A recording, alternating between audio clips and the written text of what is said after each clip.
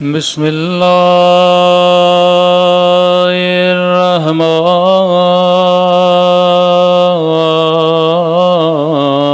الرحيم الحمد لله رب العالمين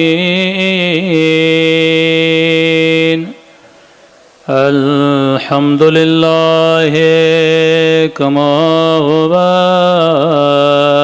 أهله الصلاة والسلام على سيد المرسلين وخاتم النبيين أبي القاسم محمد اللهم صل على محمد وعلى آله الطيبين الطاهرين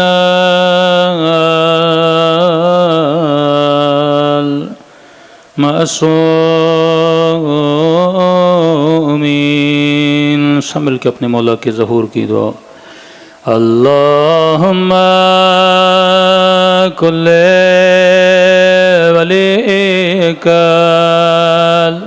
حجت ابن الحسن صلواتک علیہ وعلى في هذه الساعة وفي كل وليا وحافظا وقائدا ودليلا وعنا حتى تسكنه أرضك طوعا وتمتعه فيها طويلا برحمتك يا ارحم الراحمین صلوات پڑھے محمد آدم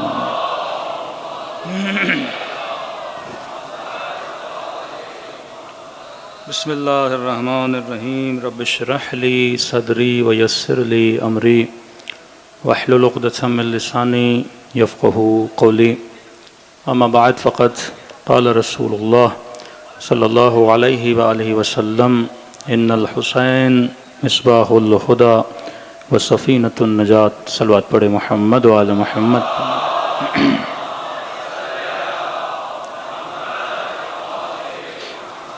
دعا ہے پروردگار عالم ہم سب کی عبادتوں کو اپنی بارگاہ عالی میں قبول فرمائے اور جس مقصد زندگی کی خاطر ان مجالس میں آتے ہیں خدا ان مقاصد میں بھی ہم سب کو کامیابیاں نصیب فرما دے۔ کل آپ کی خدمت میں عرض کیا کہ کربلا ایک واقعہ نہیں ہے، کربلا ایک قصہ نہیں ہے، واقعات تاریخ میں بہت ہوئے جو تاریخ کا حصہ بن گئے، اموات تاریخ میں بہت ہوئیں جن کو اتنا یاد نہیں کیا جاتا جتنا ہم کربلا کو یاد کرتے ہیں۔ اگر یہ بولا جائے کربلا اس لیے یاد کی جاتی ہے کیونکہ کربلا میں بے دردی سے انسانیت کا قتل ہوا، تو قتل تو ورلڈ وار 1 میں بھی ہوا تھا، ورلڈ وار 2 میں بھی ہوا تھا کہ 1 سیکنڈ میں بم پھینکا گیا، 65,000 لوگ مارے گئے، دوسرے بم میں 95,000 لوگ مارے گئے، لیکن کسی کے غم کو اس طرح یاد نہیں کیا جاتا جس طرح کربلا کے غم کو یاد کیا جاتا ہے۔ کیونکہ کربلا ایک تہذیب کا نام ہے، کربلا ایک جنبش، ایک موٹیویشن، ایکٹیویٹی کا نام ہے، کربلا معاشرہ سازی کا نام ہے۔ ہم لوگوں کو اس لیے فرش عزا پہ جمع نہیں کرتے کہ ان کو قصے سنائے جائیں، ان کو کربلا کی کہانیاں سنائی جائیں، ان کو یہ بتایا جائے کہ کربلا میں امام حسین کو اس طرح سے شہید کر دیا گیا تھا۔ تو قصے سنانے کے لیے لوگ جمع نہیں ہوتے۔ دشمن کی کوشش یہ ہے کہ اس کربلا کے واقعے کو صرف اسٹوری اور قصے کی حد تک محدود کر دیا جائے، تاکہ اس کے اندر سے وہ ریولیشن، وہ سولائزیشن، وہ تمدن اور تمدن سازی جس کی کوشش امام خمینی نے بھی کی۔ اگر انقلاب اسلامی آیا تو کربلا کی وجہ سے آیا، اگر قومیں متحد ہوئیں تو کربلا کی وجہ سے، اگر عراق دشمنوں کے چنگل سے نکالا گیا تو یہ کربلا کے نتیجے میں نکالا گیا۔ تو جو قومیں کربلا سے سیکھتی ہیں وہ قومیں ترقی کرتی ہیں، جو قومیں صرف واقعات کے پیچھے رہتی ہیں ان قوموں کو ہدایت نہیں ملتی۔ کیونکہ اگر واقعہ بولا جائے تو دشمن یہی اعتراض کرے گا کہ بھائی ایک واقعے کو بیان کرنے کے لیے اتنا بڑا اہتمام کیوں کرتے ہو، ایک واقعے کو بیان کرنے کے لیے اتنا نظر و نیاز، علم کشائیاں، تابوت کا بنانا، دیگوں کا اترنا، خطیبوں کا بلانا، مرثیہ خوانی، نوحہ خوانی، ان تمام تر چیزوں میں فائنینشول اخراجات اور پیسہ لگتا ہے کہ اتنا پیسہ لگا دیتے ہو، کروڑوں قیمت میں پیسہ خرچ ہو جاتا ہے، اربوں قیمت میں پیسہ خرچ ہو جاتا ہے، صرف اس لیے کہ تم لوگوں کو جمع کرتے ہو ایک قصہ سنانے کے لیے۔ علماء فرماتے نہیں، یہ قصہ نہیں ہے۔ اگر قصہ ہوتا تو خدا قرآن میں نے عرض کیا اتنے قصے نہ سناتا۔ یہ کتاب زندگی ہے، یہ کتاب ہدایت ہے، تو خدا قرآن میں قصے کیوں بتا رہا ہے؟ تو ہم نے کل آپ کی خدمت میں آیت رکھی، خدا کہتا ہے حبیب میں اگر رسولوں کے اور نبیوں کے قصے تمہیں سناتا ہوں تو اس کے 4 فائدے ہیں۔ پہلا فائدہ یہ ہے کہ ہم تمہارے دل کو مضبوط کرنا چاہتے ہیں۔ قصوں کو سن تاکہ تمہارا ایمان، تاکہ سننے والوں کی حق کی راہ پہ چلنے کی ہمت آگے بڑھے، کہ دیکھو موسیٰ کا قصہ پڑھو کہ آگے دریا ہے، پیچھے دشمن کا لشکر ہے، لیکن اس قصے پڑھنے سے توحید پہ ایمان مضبوط ہوتا ہے، اس قصے کے پڑھنے سے اللہ پر یقین مضبوط ہوتا ہے۔ قصہ پڑھ نمرود کا، نعرے نمرود کا، اور پتا کہ ابراہیم کی توحید کتنی مضبوط تھی۔ تو قصے اس لیے سنائے جاتے ہیں تاکہ دلوں کو مضبوط کر دیا جائے۔ میں نے تھوڑا سا اشارہ کیا تھا، میں نے کہا اور بھی قومیں ہیں کہ جن کے لوگ جب مارے گئے تو انہوں نے علم بغاوت کو بلند کر دیا۔ بلوچستان کی مثال آپ کے سامنے ہے، 4-5 لوگ اٹھ گئے، یا ان کچھ لوگوں پہ اگر ظلم بھی ہوا تو اس کے نتیجے میں کیا بن گئے؟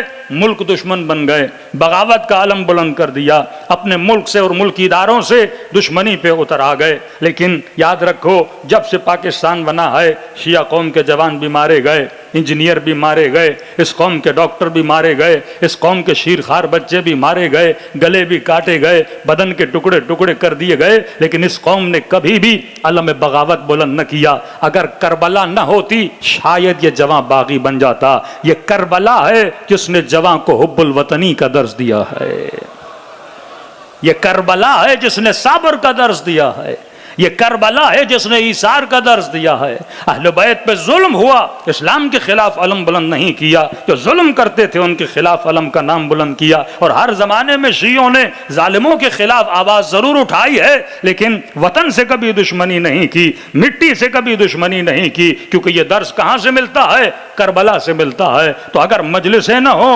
محرم اور سفر نہ ہو، تو نوجوانوں کی تربیت کیسے ہو؟ کیونکہ تم نے تو تربیت کرنے کا کوئی بندوبست تو کیا ہی نہیں ہے۔ ٹی وی شیطان کے حوالے، سینما شیاطین کے حوالے، پورا معاشرہ اور میڈیا تم نے شیاطین اور شیطانی قوتوں کے حوالے کر دیا ہے۔ تو اگر قوم کے لیے کوئی تربیت کے بندوبست کرنے کا سبب بنتا ہے تو حسین نے اپنی مجلس کے ذریعے قوموں کو پروان چڑھانا سکھایا ہے۔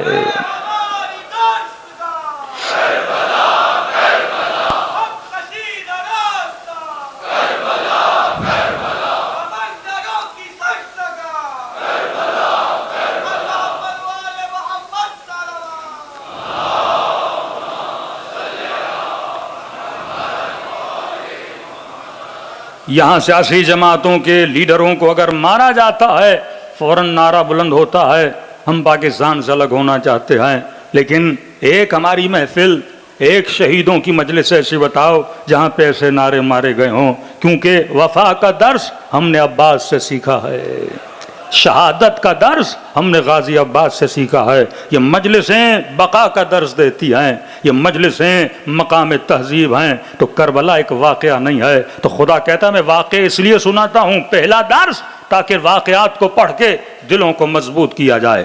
دوسرا درس ہے حبیب، ہم واقعات اس لیے سناتے ہیں تاکہ حق اور باطل کی پہچان ہو جائے۔ ہم مجلسوں میں لوگوں کو واقعہ نہیں پڑھاتے، ہم حق اور باطل کی نشاندہی کرتے ہیں تاکہ بچے کو پتا ہو یزید باطل پر تھا، حسین حق پر تھا۔ ہم جب جنگوں کو بیان کرتے ہیں ہم کسی تردد میں نہیں پڑھتے، ہم کسی تشویش میں نہیں پڑھتے، ہم بربلا بتاتے ہیں صفین میں علی حق پر تھا، مد مقابل میں آنے والا باطل پر تھا۔ کتنی بھی حساس اور سینسٹیو شخصیات کیوں نہ ہوں، لیکن ہم نشان کھینچ دیتے ہیں کہ حق و باطل کیا ہے، اور اسی حق و باطل کے لیے حسین ابن علی نے اپنی جان کو دیا۔ جنگ جمل ہے، اصحاب کھڑے ہیں، نبی کی بیوی سامنے کھڑی ہیں، احترام اور ہر چیز اپنی جگہ پر، لیکن جب بات حق و باطل کی آتی ہے تو حق پر علی ابن ابی طالب تھے اور علی کے مقابلے میں آنے والے باطل پر تھے۔ یہ ہم بچوں اور اپنی سیرتوں کو بتاتے ہیں، کیونکہ جس نسل کو حق و باطل کا پتہ نہ ہو وہ نسل انقلاب کیا لائے گی، وہ نسل ریولوشن کیا لائے گی، وہ نسلیں تہذیب نہیں بناتی، وہ نسلیں معاشرے نہیں بناتی جن کو حق و باطل کا پتہ نہ ہو۔ اور یہ نبی نے پہلے دن سے بتایا کہ علی مع الحق والحق مع علی حق کے ساتھ ہے، حق علی کے ساتھ ہے۔ یہ مت دیکھنا کہ حق کہاں جا رہا ہے، یہ دیکھنا کہ علی کہاں جا رہے ہیں۔ جہاں علی کھڑے ہوں گے وہاں سے حق کی ابتدا ہوتی ہے۔ تو یہ مجلس نہیں، حق و باطل کی پہچان ہے۔ یہ قصہ گوئی کا مقام نہیں، یہ عبرت لینے کا مقام ہے۔ تو کا پہلا درس یہ ہے کہ دلوں کو مضبوط کر دیا جائے، اور واللہ جتنا مسلمانوں میں شیعیان علی کا دل مضبوط ہے اتنا کسی کا نہیں ہے، کیونکہ علی کا شیعہ نہ اسرائیل سے ڈرا، علی کا شیعہ نہ امریکہ سے ڈرا، علی کا شیعہ کسی طاقت اور قوت سے نہ ڈرا۔ لوگوں کی ٹانگیں کانپ جاتی ہیں، امریکہ کی ایک فون آتی ہے، لیکن یہ شیعہ تھے جنہوں نے امریکہ کو عراق کے اندر درس دیا کہ اگر تم، امام خمینی کا زمانہ تھا جب ایرانی سفیر کے ساتھ بدتمیزی کی گئی تھی، انہوں نے سفیر کو بلا کے اس کے منہ پہ تماچا مار کے بتایا تھا کہ اگلی بار اگر کسی کو مارو تو یہ دیکھ دینا یہ علی کا چاہنے والا ہے یا کوئی غیر ہے۔ یہ ہمت،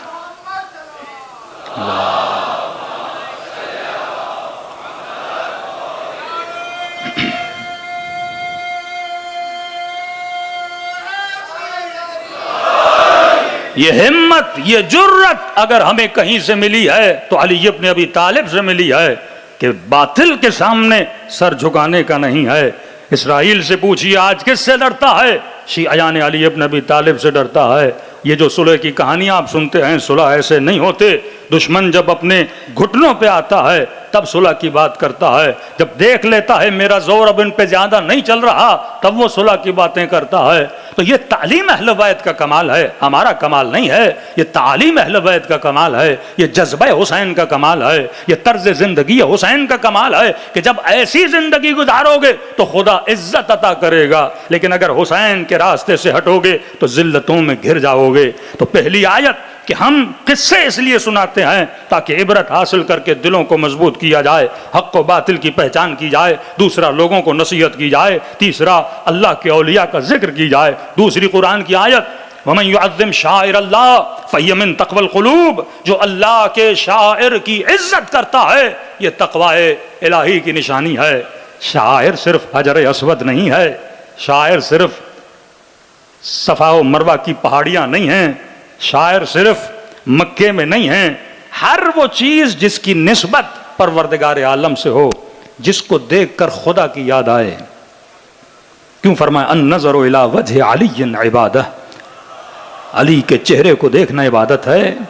ان کی نظر میں تو سجدہ عبادت، نماز عبادت، روزہ عبادت، حج عبادت، تو یہ کیا ہے کہ علی کے چہرے کو دیکھنا عبادت ہے، کعبے کو دیکھنا عبادت ہے۔ ارے اینٹوں کو دیکھنے سے کیا ہوتا ہے؟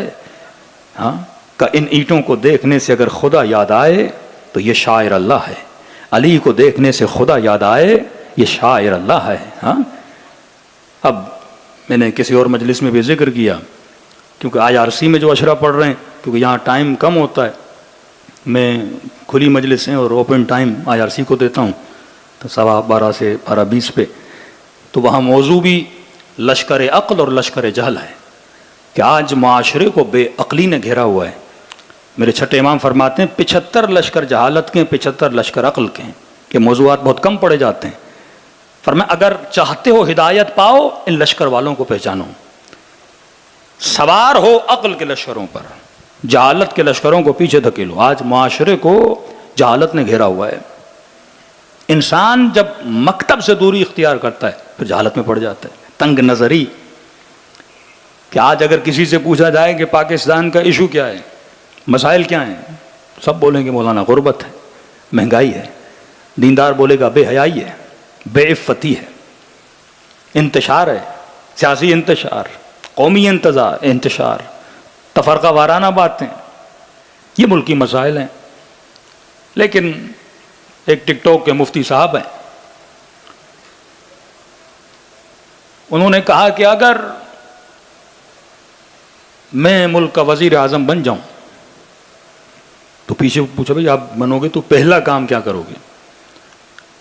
آپ سے پوچھا جائے بھائی ملک کے وزیر اعظم بنو گے تو پہلا کام کیا کرو گے؟ تو انہوں نے کہا اگر میں ملک کا وزیر اعظم بن جاؤں تو میں سوچ رہا تھا یہ بولیں گے میں رشوت کو ختم کروں گا، میں ظلم کا خاتمہ کروں گا، میں بے حیائی کا خاتمہ کروں گا، بے عفتی کا خاتمہ کروں گا، غریبوں کے لیے گھر بناؤں گا، یتیموں کے لیے یتیم خانے بناؤں گا، محبت اور بھائی چارے کا درس دوں گا، پاکستانیت بڑھاؤں گا، نیشنلزم بڑھاؤں گا۔ اب میرے ذہن میں یہ باتیں چل رہی تھی کیونکہ یہ ملک کے ہاٹ ایشوز ہیں، لیکن انہوں نے کہا اگر میں ملک کا وزیر اعظم بن جاؤں سب سے پہلا یہ کام کروں گا میں مزاروں کو گراؤں گا۔ جب دیمک لگ جائے نا انسان کے دماغ کو، ایک ہی جگہ پہ بچپن سے ان کا دماغ اٹکا ہوا ہے، یعنی عالم و آدم کا مسئلہ یہ ہے کہ مزار بنا ہوا ہے، چلو تم گرا دو گے کیا مسلمان بن جائے گا؟ کیا رشوت ختم ہو جائے گی؟ کیونکہ جب دماغ انسان کا نقال بن جائے، زیادہ سوچے نہ، غور و فکر نہ کرے، کیونکہ یہ جو چھوٹے چھوٹے بچے ہوتے ہیں ان کو مدرسے میں لے جاتے ہیں اور بچپن سے ایک ہی چیز رٹوائی جاتی ہے۔ ایک ٹیکنیک ذہن میں یاد رکھیے، اتنا تکرار کرو کہ لوگوں کو جھوٹ بھی سچ لگنے لگے۔ پروپیگنڈا اس طرح ہوتا ہے، مثلا اتنی بار بولو مثلا شیعہ کافر ہے، اتنی بار بولو کہ اب صرف لفظ شیعہ آئے تو آٹومیٹیکلی اس کے ذہن میں دوسرا لفظ بھی آ جائے۔ سیاسی جماعتوں کی چپکلش میں آپ نے یہ حربہ ضرور دیکھا ہوگا کہ مد مخالف والا سیاستدان اپنے دوسرے سیاستدان کو بولتا تھا یہ چور ہے مثلا، اور خان صاحب نے اتنا بولا کہ نون لیگ کے جلسے میں جب نعرہ لگتا تھا تو ان کے لوگ بھی بولتے تھے چور ہے، پھر بعد میں بولتے تھے ہم نے کیا بول دیا۔ ڈیزل کا نعرہ اتنا لگا کہ ان کے اپنے مولوی بعض اوقات غلطی سے ڈیزل بول دیتے تھے۔ ایک چیز کو اتنا ریپیٹ کرو کہ وہ ذہنوں کا نقش بن جائے۔ سوال یہ نہیں کہ آپ کو کافر بنایا جائے، کہ نہیں اتنا بولو کہ عوام الناس جب یہ سنے تو وہ بولے ہاں یہ ہیں۔ تصورات کو، انسان کی ذہنیت کو اس پروپیگنڈے سے کیا کر دو، بدل دو۔ تو جب یہ مدرسوں میں جاتے ہیں بچپن سے ان کی تربیت ہوتی ہے تو یہی بولا جاتا ہے مزار شرک ہے، مزار شرک ہے، مزار شرک ہے۔ مزار گر گیا تو سمجھو دنیا آباد ہو گئی۔ اچھا اس بندے خدا سے پوچھا جائے مزار میں ہوتا کیا ہے؟ اتنی دشمنی مزار سے ہے کیوں بھائی؟ کیونکہ آج تک کسی مسلمان نے جب حدیثیں ہم لیتے ہیں نا، ہم یہ نہیں دیکھتے حدیث بتانے والا کون ہے، اس پہ سنگل 1 منٹ کے لیے کوئی نہیں سوچتا۔ قرآن کہتا ہے جب خبر آئے تو خبر کو مت دیکھنا، لانے والے کو دیکھنا۔ ہمارے یہاں واٹس ایپ پہ کوئی خبر آئی، موبائل پہ کوئی خبر آئی، مجال ہے جو بندہ تحقیق کرے، دوسرا کام یہ ہوتا ہے اس کو فارورڈ کرنا ہے سب کی طرف. یہ حمقاء کی نشانی ہے, احمق لوگوں کی نشانی ہے. کتنی حدیثیں جعل ہوئیں. ایک تو حدیث آپ مسلم اور بخاری سے لاتے ہو کہ مزاروں کو گرایا جائے, تمہیں کیا پتا وہ حدیث جعل نہیں ہے, وہ سچی ہے یا جھوٹی ہے؟ تم ایک سیکنڈ کے لیے ڈاؤٹ کر سکتے ہو کہ نہیں؟ نہ بخاری معصوم ہے نہ مسلم معصوم ہے. المستدرک جب حاکم نے لکھی تو اس نے کہا کہ بخاری صاحب نے یہ روایتیں جن راویوں سے لائی اور بولا ہے کہ یہ راوی صحیح تھے تو لہٰذا روایتیں صحیح ہیں, تو اس نے کہا میں ایک اور کتاب لکھتا ہوں جس میں انہی راویوں کی روایتیں ہیں, پھر ان کو تم نے کیوں نکالا ہے؟ اگر مسلم اور بخاری آپ کے لیے مستند ہیں تو کیا حضرت جعفر صادق مستند نہیں؟ صلی اللہ علیہ وسلم.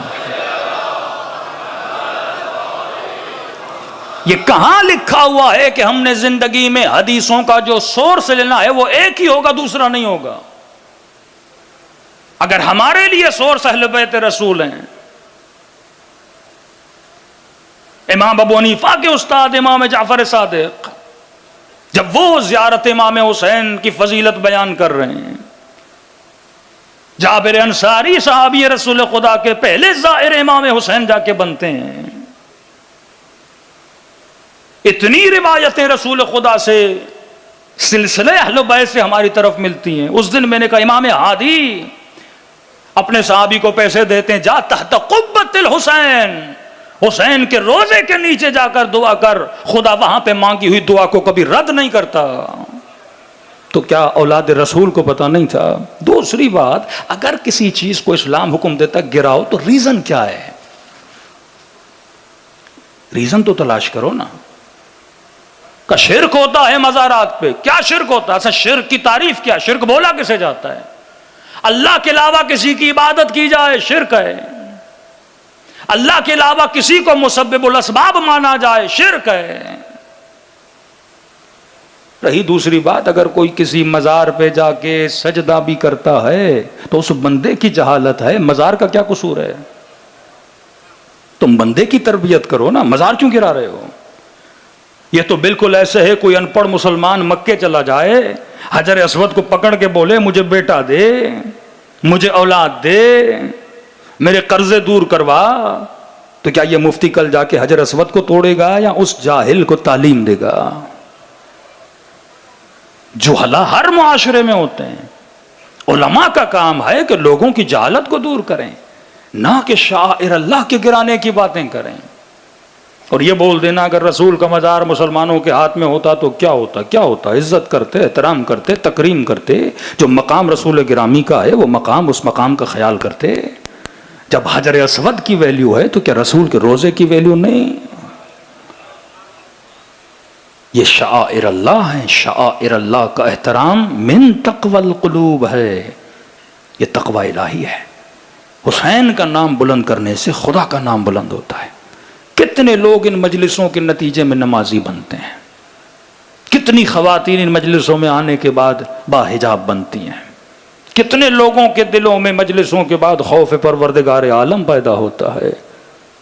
آؤ دیکھو عراق میں, وہاں پر بھی تو روزے موجود ہیں. کون سا شرک ہو رہا ہے؟ دن رات حسین کے روزوں پہ اللہ کو ہی تو سجدے کیے جاتے ہیں. زیارت کرو, 2 رکعت نماز پڑھو, سجدہ کس کو؟ خدا کو. دعائے کمیل میں کس کو پکارا جاتا ہے؟ خدا کو پکارا جاتا ہے. یا وجیہتن عند اللہ اشفعی لنا عند اللہ, اللہ کا نام ہے. اے وہ عظیم شخصیت جو خدا کے نزدیک مقام رکھتی ہے, اے خدا میں حسین کے روزے پہ آیا ہوں, میرے گنہگار چہرے کو نہ دیکھنا, حسین کے نورانی چہرے کو دیکھنا, اور اس چہرے کے صدقے میں میرے گناہوں کو بخشنا. پھر دلیل یہ دینا نہیں نبی جب زندہ تھے تب واسطہ تھا, اب نہیں ہے تو نہیں دے سکتے. یہ فلسفہ تم نے کہاں سے نکالا؟ تو کیا رسول خدا محو ہو چکے ہیں؟ اللہ کے نزدیک اب ان کی کوئی عزت نہیں ہے, ان کی کوئی قدر نہیں ہے, ان کا کوئی مقام نہیں ہے. پھر رسول کو سلام کیوں کرتے ہو؟ کہا نہیں, ملائک سلام لے کر جاتے ہیں. جب سلام لے جا سکتے ہیں تو کیا ہماری دعائیں نہیں لے جا سکتے؟ تو شرک کا فتویٰ کہاں سے لگتا ہے؟ تو یہ جو ذہنوں کو زنگ لگ جاتا ہے، یہ سب سبب ہے دوری مکتب اہل بیت سے۔ تیسری آیت جو اس حجت کو تمام کر دیتی ہے، قُلْ لَا أَسْأَلُكُمْ عَلَيْهِ أَجْرًا إِلَّا الْمَوَدَّةَ فِي الْقُرْبَى، اے حبیب اتنی زحمتیں کی ہیں، اجر ایک چاہیے کہ میری آل سے مودت کیا کرو۔ یہی مودت ہے، کالے کپڑے پہننا یہ مودت کا درس ہے، گریہ کرنا یہ مودت ہے۔ عشق جب ہو نا، طاہر القادری صاحب جب پنجاب میں خطابات کرتے تھے، اب ظاہر ہے روتے تو صرف شیعہ ہیں اہل بیت کے غم میں۔ ایک میں ان کا کلپ دیکھ رہا تھا کہ اس میں ام حبیبہ کا قصہ وہ سنا رہے تھے کہ جب سیدانیوں کا قافلہ بازاروں میں لایا گیا، لوگ پتھر مار رہے تھے، علی کی بیٹیوں کے ہاتھ میں رسیاں تھیں، اور فریادیں کر کے امام زین العابدین کہہ رہے تھے کہ شرم کرو، یہ حرم رسول اللہ ہے، یہ رسول کی بیٹیاں ہیں۔ تو مجمع میں لوگ چیخ چیخ کے رو رہے تھے، وہ شیعہ نہیں تھے۔ فطرت کا تقاضا ہے، جب بندے کے دل میں عشق اہل بیت ہوگا وہ آٹومیٹیکلی روئے گا۔ تبھی بڑی کوشش کرتے ہیں کہ 4 روایتیں بھی اہل بیت کی فضیلت کی نہ پڑھی جائیں، کیونکہ جب پڑھیں گے محبت ہوگی، اور جب محبت ہوں گے کوئی بھی برادر اہل سنت مجلس میں آئے گا، مصیبت سنے گا، روئے گا کہ نہیں روئے گا؟ جب ان کی عورتیں ڈراموں کے لیے روتی ہیں تو کیا حسین کے لیے نہیں روئیں گی؟ فطرت کا تقاضا ہے، ایموشنز انسان کے وجود کا حصہ ہے۔ جب انسان غم کی بات سنتا ہے تو انسان رو پڑتا ہے۔ تو مجلس امام حسین کی قصہ نہیں ہے، یہ مجلس زندگی گزارنے کا طریقہ سکھاتی ہے، سلیقہ سکھاتی ہے۔ تو انشاءاللہ ان چند دنوں میں تھوڑی بہت جو گفتگو رہے گی وہ اسی محور میں رہے گی کہ حسین ابن علی کا طرز زندگی کیا تھا، امام کا طرز زندگی، تاکہ ہم سیکھیں امام حسین نے کس طرح اپنی زندگی کو گزارا ہے۔ ایک روایت میری نظروں سے گزری جسے معصوم فرماتے ہیں ہم سب اللہ کا سفینہ ہیں۔ یہ جو میں نے حدیث پڑھی کہ ان الحسین مصباح الہدی و سفینۃ النجات، کہ ہم سب اللہ کا سفینہ ہیں، لیکن فرمایا سفینۃ الحسین، حسین کی کشتی ہم سب کی کشتیوں سے بڑی ہے، اوسعھا، کیونکہ مکتب امام جعفر صادق میں بندہ پروان چڑھ سکتا ہے،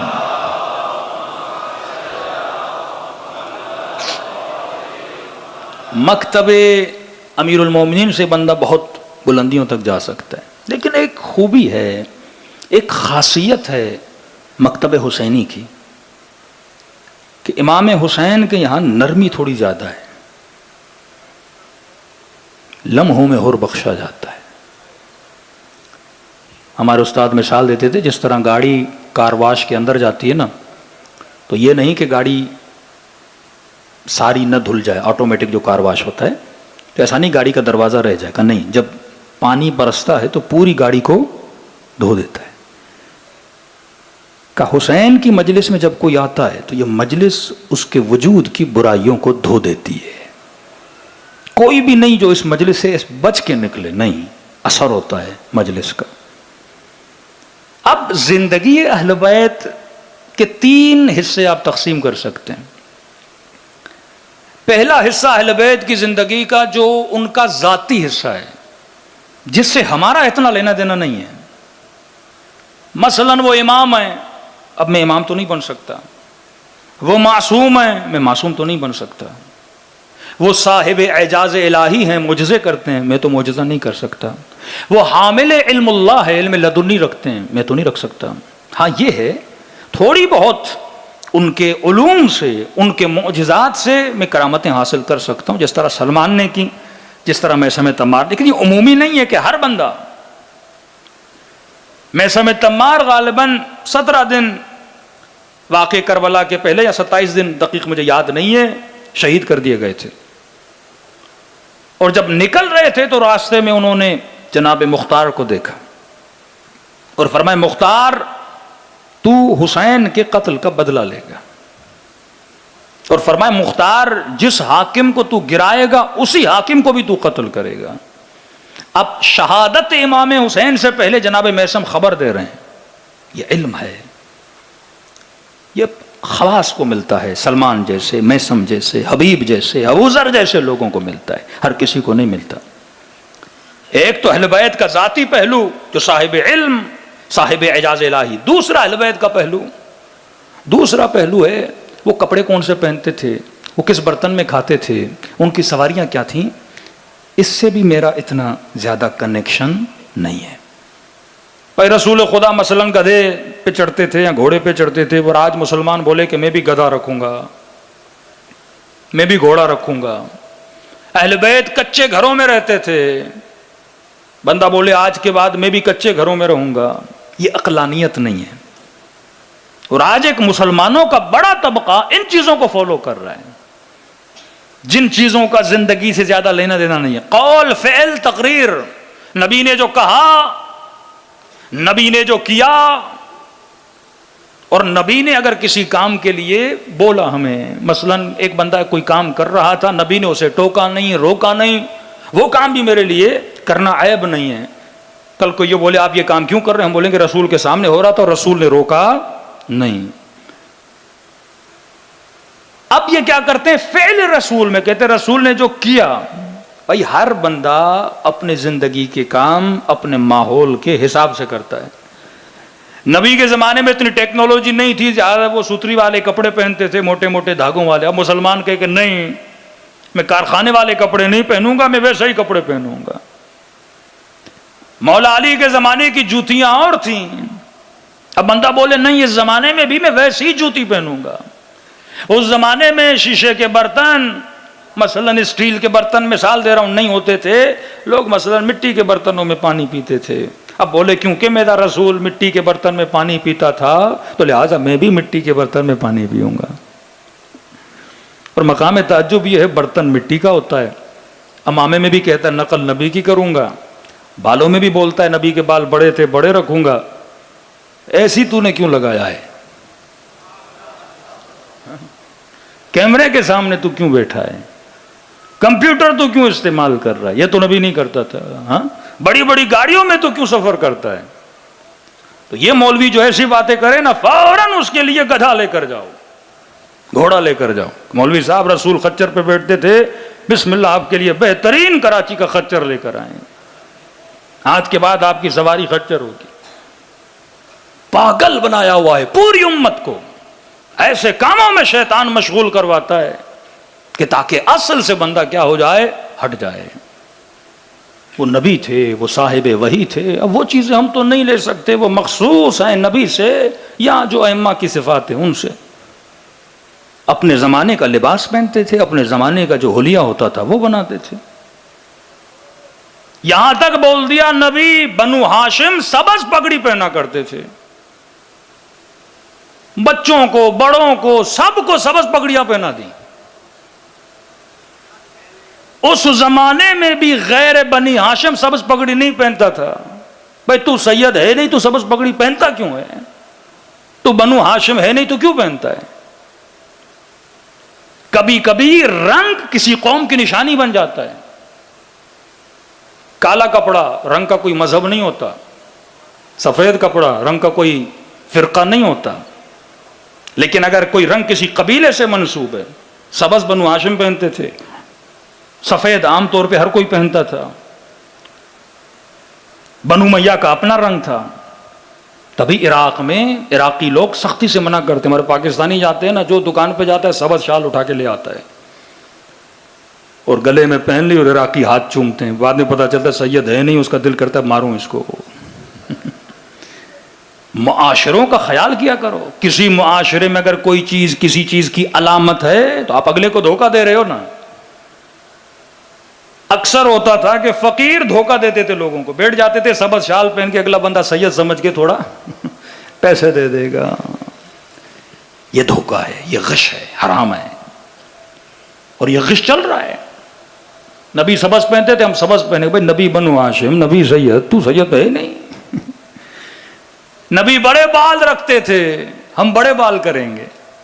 ایک حدیث سناؤ جس میں نبی نے کہا بال بڑے رکھنے چاہیے، حدیث اور ہے۔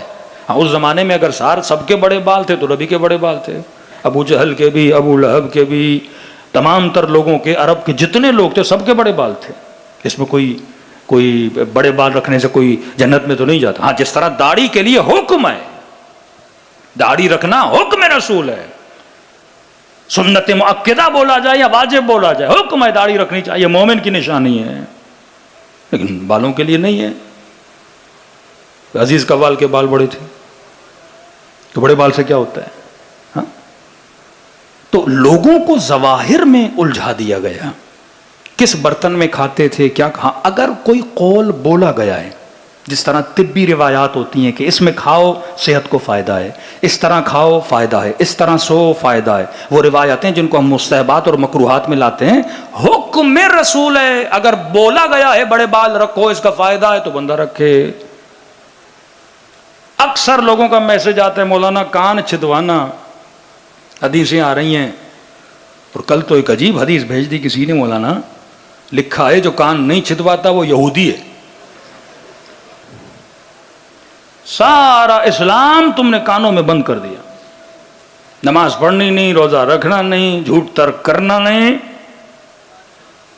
کیوں؟ کیونکہ آج کل انسان یہ سمجھتا ہے کہ جو میں کر رہا ہوں وہ اسلام ہے. اب کیونکہ میں کر رہا ہوں اب سب کو یہودی بنانا ہے تو بنا دو. دو حصے زندگی کے، پہلا معجزات، علم، عصمت، جس سے ہمارا کوئی کنیکشن نہیں ہے، وہ ان کی عظمت ہے. دوسرا کس زمانے میں کس ماحول میں رہتے تھے، کیا پہنتے تھے، وہ زمانہ تھا. مولا علی کا لباس چھدا ہوا، پھٹا ہوا، بند لگے ہوئے. امام رضا بہترین لباس پہنتے تھے. ایک صوفی آیا اور امام کو کہا کہ میں آپ کے بابا کی تقلید کرتا ہوں، میں وہی پھٹا ہوا لباس پہن رہا ہوں، آپ کیسے بیٹھے ہو ان کو کہ آپ کا لباس ویسا نہیں ہے؟ امام رضا نے فرمایا کہ میرے بابا جس زمانے میں رہتے تھے وہ غریبوں کا زمانہ تھا. جب تم غریبوں کی ملت میں رہتے ہو تو لباس ان جیسا ہونا چاہیے. میرے زمانے میں مسلمان کے حالات بہتر ہو گئے ہیں، سارے بہترین لباس پہنتے ہیں، لہٰذا میں بھی ویسا لباس پہن رہا ہوں. تو زمانے کو دیکھ کے چلنا. تیسری چیز ہے جو ہر کسی کو سیکھنی چاہیے، وہ رسول کی ہو، اہل بیت کی ہو، اسے کہتے ہیں زندگی میں اہل بیت کے بتائے ہوئے اصول. عفت اصل ہے، حیا اصل ہے، غیرت اصل ہے. اصول بتا دیا، کپڑے پہننے ہیں جو پہننے پہنو، اصل یہ ہے لباس سے حیا ہونا چاہیے، اصل بتا دیا. اب بندہ کوئی بھی کپڑے پہنے، وہ عراقیوں والے ہوں، پاکستانیوں والے ہوں، کسی کے بھی ہوں، حیا والے ہونے چاہیے. پھٹا ہوا نہیں ہونا چاہیے، جسم نظر نہیں آنا چاہیے، نازک اتنا نہیں ہونا چاہیے کہ بے حیائی پھیلے.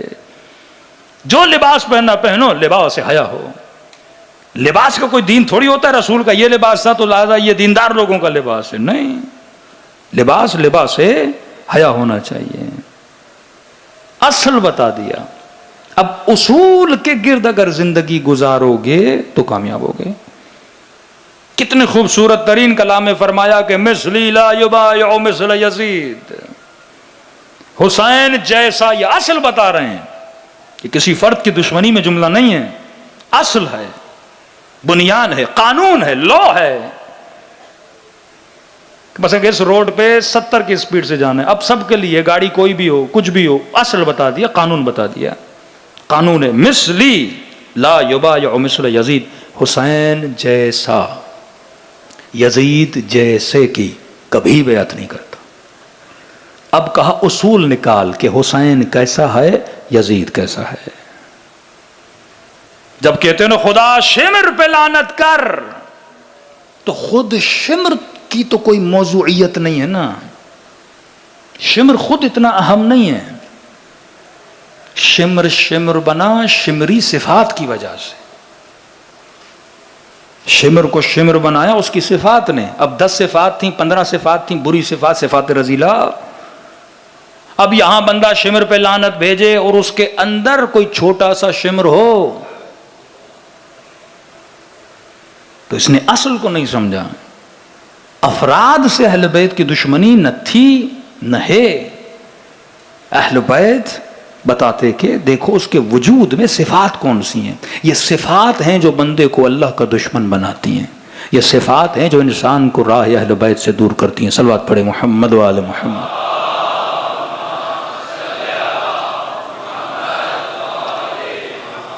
وَأَجِّلْ فَرَجَهُمْ. ڈیلی ہم آتے ہیں، سارے نوٹس ہمارے رہ جاتے ہیں، ٹائم اتنا کم ہوتا ہے. تو انشاءاللہ تفصیلی مجالس IRC میں ہوں گے، کیونکہ انتظامیہ کے بھی یہ کہنا ہے کہ مولانا کیونکہ بعد میں آنے والے خطبہ اور سلام ساری چیزیں ہوتی ہیں، انتظامات ہوتے ہیں، تو لہذا ٹائم پہ ممبر چھوڑنا ہوتا ہے. آئیے دلوں کو ابا عبداللہ الحسین کی طرف لے جائیں. جتنی زندگی حسین جیسی ہوگی اتنا انسان حسینی بنتا ہے. عجیب روایت تھی، فرمایا اگر حسین کی زیارت کو نہیں آ سکتے تو اگر تمہارے شہر میں کسی عالم کی، کسی زاہد کی، کسی متقی کی، کسی بہترین عزادار کی قبر ہے، اس کی قبر کی جا کر زیارت کرو، خدا تجھے زیارت حسین کا ثواب دے گا.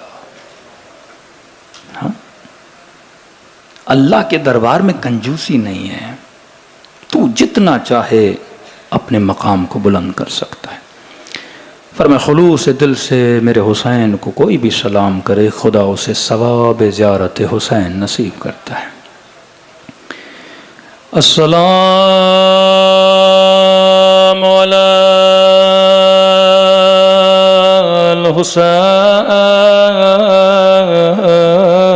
الحسین وعلی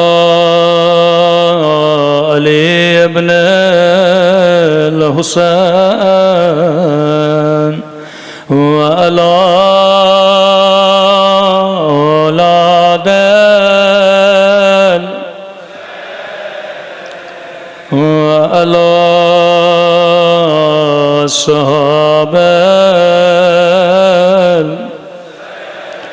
بلند آواز سے السلام علی الحسین وعلی علی ابن وعلی اولاد وعلی صحابہ. میرا سلام جلتے ہوئے خیموں پہ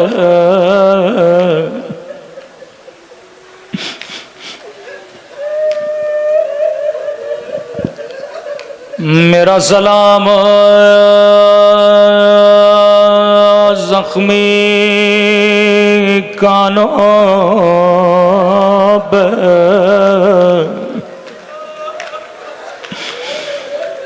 میرا سلام ان ننے سے رخساروں پہ جن کا رنگ بدل رہا.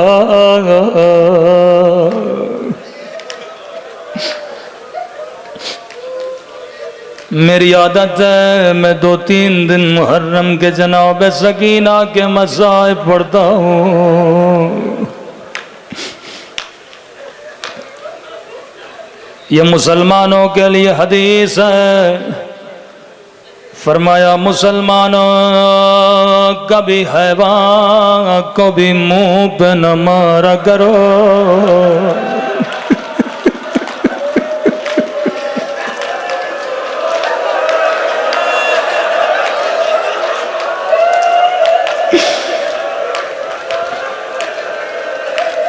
اللہ جانے آپ کے ذہن کہاں کہاں پہنچ گئے. فرمایا کبھی حیوان کو بھی منہ پہ نہ مارا کرو. جب بچی نے اپنی گود میں بابا کا کٹا ہوا سر لیا، رو کے کہنے لگی بابا میرے غریب الوطن بابا، بابا تھوڑی دیر کے لیے آنکھیں کھولو، ذرا میرے رخساروں کو دیکھو، مجھے نہیں معلوم آنکھیں کھلی یا نہیں، لیکن اگلے جملے نے حسین کو تڑپا دیا ہوگا، بابا آنکھیں کھولو، ذرا میرے رخساروں کو دیکھو، بابا ظالم کا ہاتھ بڑا تھا، تیری سکینہ کا رخسار چھوٹا تھا۔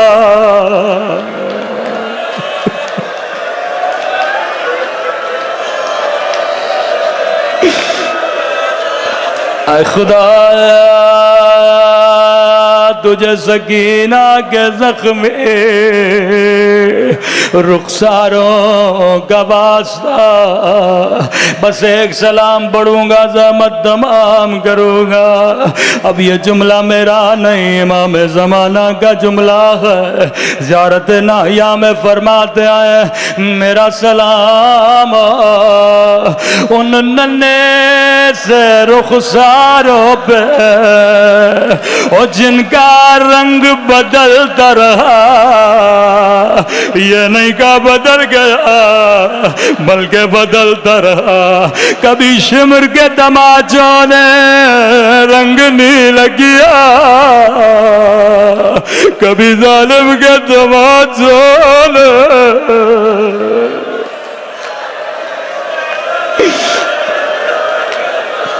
بس ایک سلام کی زحمت دوں گا، اگلا سلام اس سے بھی درد بھرا سلام ہے، فرمایا میرا سلام ان زخمی پھٹے ہوئے ہونٹوں پہ، میرا سلام ان زخمی پھٹے ہوئے ہونٹوں پہ اور جن پہ ظالم چھڑی مارا تھا، میں کہوں گا امام زمانہ ایک سلام آپ نے کیا، لیکن ایک سلام یادگار بھی کرنا چاہتا ہے، مولا آپ نے کہا آپ کا سلام ان ہونٹوں پہ اور جن پہ ظالم چھڑی مار رہا تھا، لیکن میں کہوں میرا سلام ان ننھی سی آنکھوں پہ اور جو یہ منظر دیکھ رہے تھے، اللہ کسی بچی کو بابا کے زخمی ہونٹ نہ دکھائے، وہ اللہ کسی بچی کو بابا کی کٹی ہوئی گردن نہ دکھائے۔